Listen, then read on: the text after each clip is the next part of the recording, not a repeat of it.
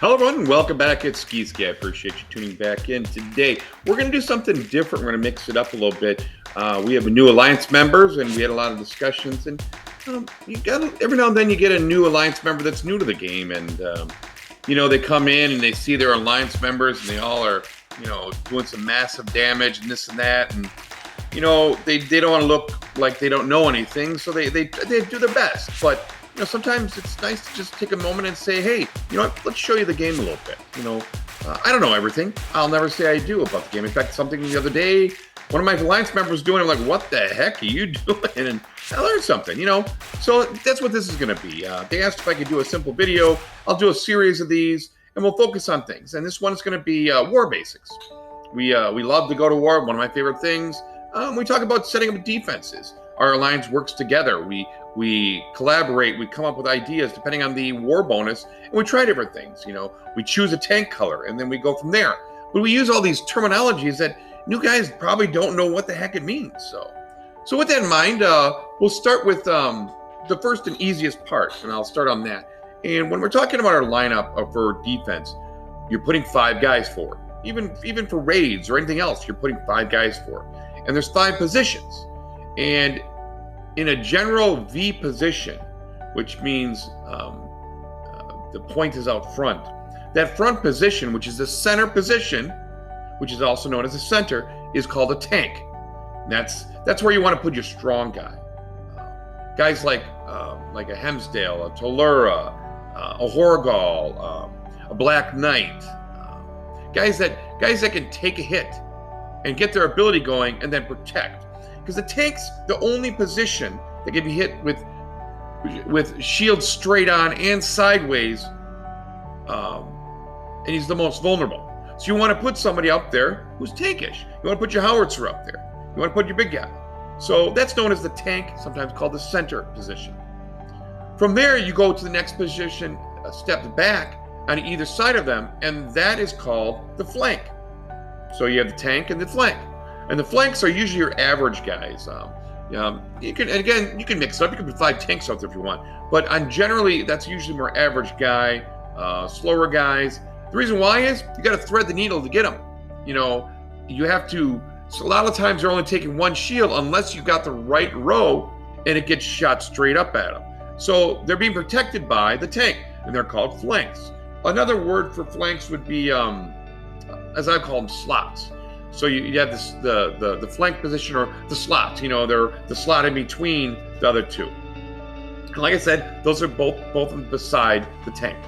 And then the ones on the outside of them, on the edges, are usually known as the wings, both of them, or the sides. And again, the terminology you hear being used both ways. It's good to hear. So your guys on the outer edge would be known as the wings, the sides. Usually it's your faster guys, very fast.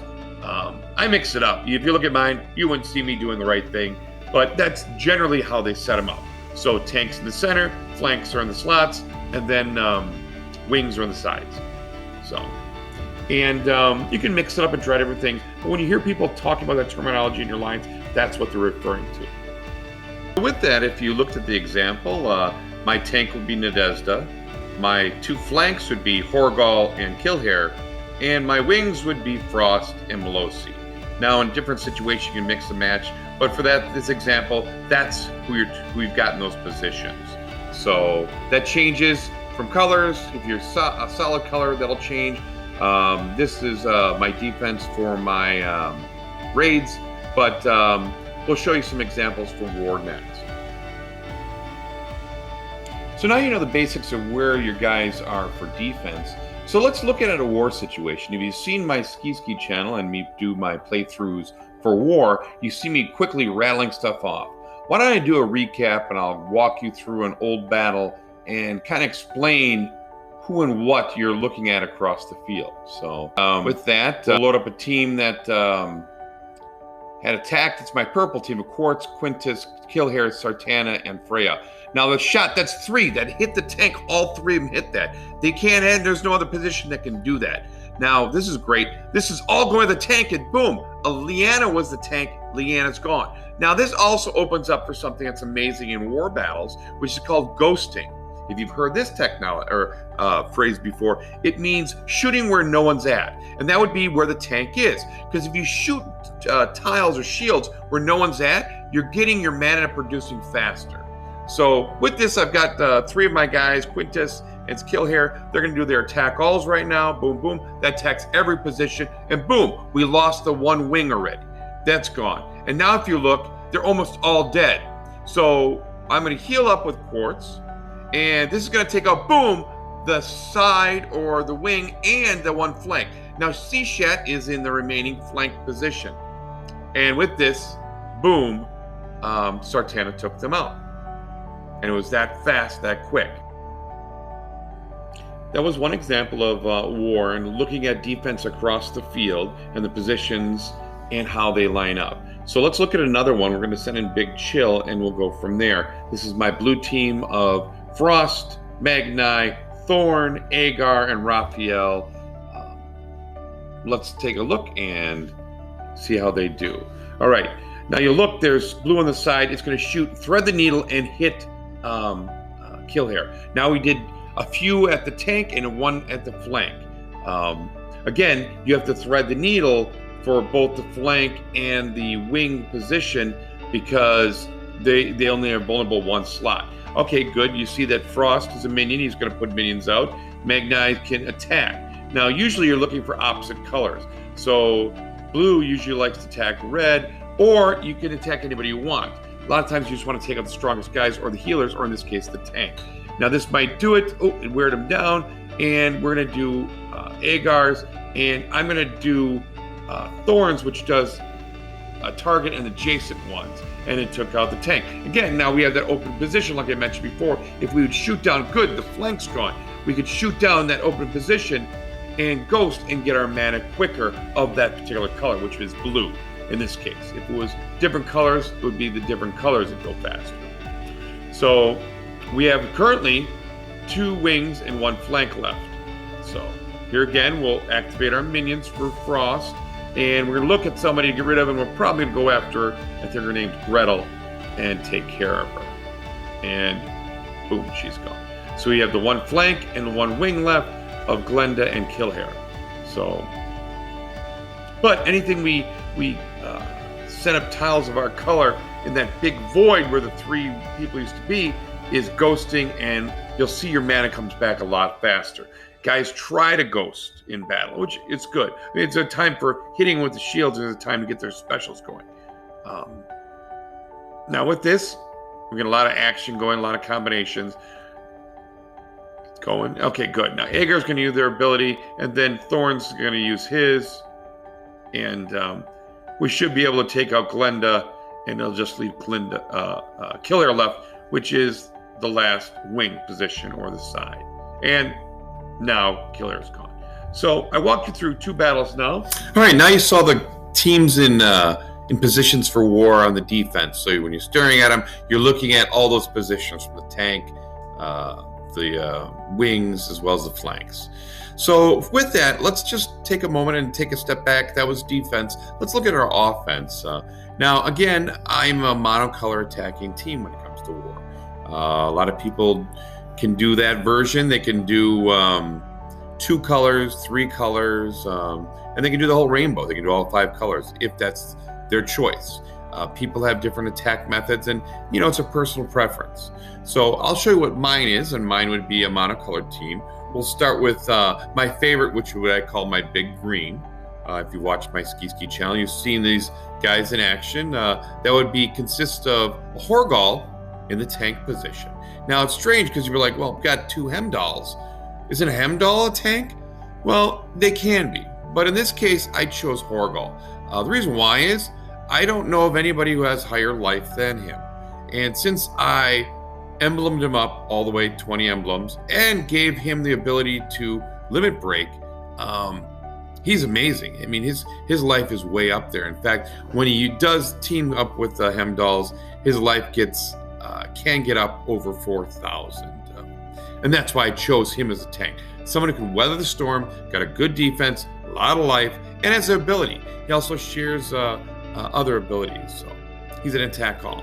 So in the flanks, you'll see, and I've mixed this up, and people are like, well, why don't you have Leannas on the outside? I could do that. I could mix the Horgals.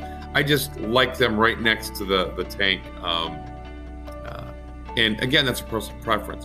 You could move me either way. But in this instance where I'm showing you today, both Leannas are sitting in the flank position. I choose a sharpshooter. When I had one of her and she was doing so well, I tried to fit a different person to cattle in, and I ended up bringing up another Leanna, and now I have two of them. One's not all emblemed all the way, but eventually one day she will be. And then on the outer edges, you'll see the two Hemdalls, and those are my healers.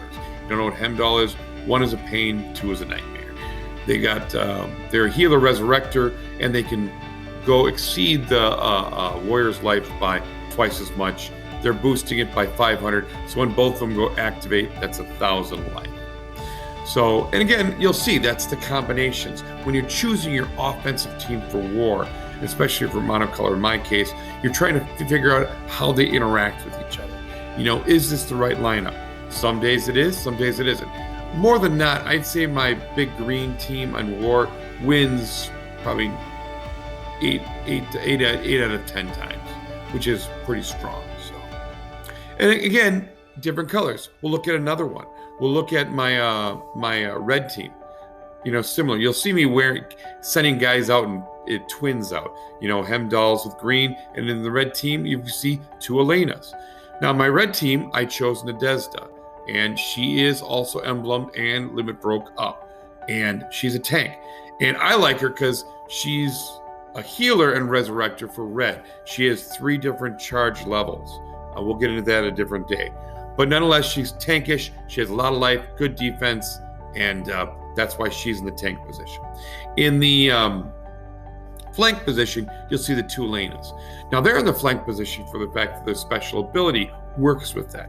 They both grant themselves and an adjacent team member the ability to counter attacks at 125%. So by putting 2 of them in the slot or the flank positions, when they activate, everyone has that ability, which allows, in war situations, the team that's attacking our red team to basically kill themselves.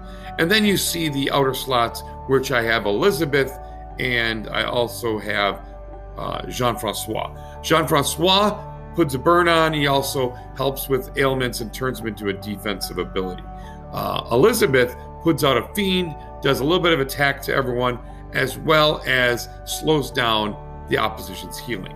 So it's a good mix. I take their healing, I put a little burn on, I help with defense, I do a counter ability, and I resurrect and heal. So well-rounded team. And that's what you got to find out. And it's hard because all you can use is the guys that you luckily pull. You can't just say, I want to buy this person and get them.